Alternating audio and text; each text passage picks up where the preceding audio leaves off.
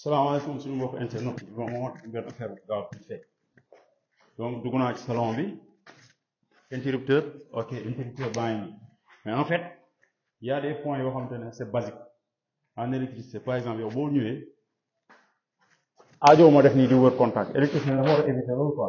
souvent ñu gis ñoo xam ne interrupteur fële lay nekk dafay wër naan nii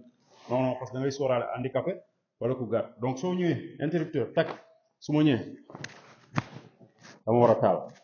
aajowul sax ay déployer yooyu nit bu ñëwee daal bu nee nii taal na interrupteur ok nit bu nee nii rek war na taal interrupteur nit warul ñëw naan nii